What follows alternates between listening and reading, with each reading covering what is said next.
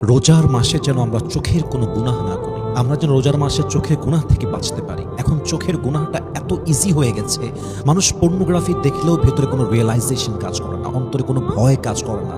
Even দিনের পরে দিন, রাতের পরে রাত আমরা পর্নোগ্রাফি দেখছি, বাজে ভিডিও দেখছি, বাজে ছবি দেখছি, রিলস দেখছি। রোজার মাসেও আমরা ছাড় দিই না, সারাটা দিন ফেসবুকে স্ক্রল করছি আমরা। আপনি যদি রোজা রেখে চোখের গুনাহ করেন, আপনার ঈমানের নূর নষ্ট হয়ে যাবে, আপনার আমলের স্বাদ নষ্ট হয়ে যাবে। এবং চোখের গুনাহটাই এমন একটা গুনাহ যে গুনাহ বান্দার অন্তর থেকে ঈমান দূর করে দেয়।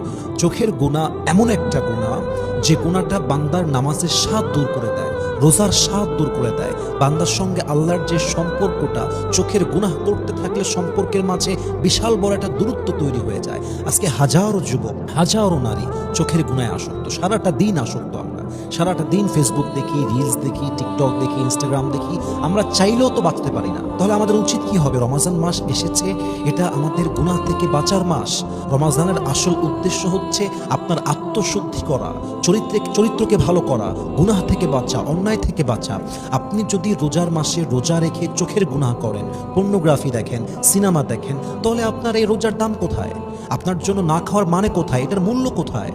মেহেরবানি করে চেষ্টা করবেন আপনারা সবাই, এবং আমি সহ আমরা সবাই চেষ্টা করব রোজার মাসে যেন কোনো চোখের অন্যায় না হয়। চোখ দিয়ে রাস্তায় কোনো নারীর দিকে যেন আমরা বাজে চোখে না তাকাই। ফেসবুকে, ইউটিউবে, ইনস্টাগ্রামে, আমরা যে কোনো সোশ্যাল মিডিয়া প্ল্যাটফর্মে চেষ্টা করব স্ক্রল না করা। অন্ততপক্ষে রোজার মাসে আমাদের উচিত ফোনকে পরিপূর্ণ তালাক দেওয়া, একদম প্রয়োজন ছাড়া ফোনটা হাতে না নেওয়া।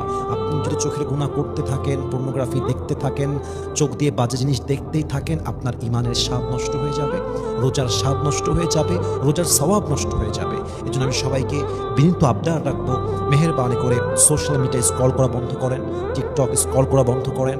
যদি আপনি পর্নোগ্রাফির নেশায় আসক্ত হন, রমাজান মাসটা হচ্ছে সবচেয়ে টার্নিং পয়েন্ট আপনার এই অভ্যেস থেকে ফিরে আসার জন্য। আল্লাহ রাব্বুল ইজ্জাত ওয়াল জালাল যেন আমাদের সবাইকে রমাজান মাসে চোখের গুনাহ থেকে বেঁচে থাকার তৌফিক দান করে। পড়েন সবাই আমিন।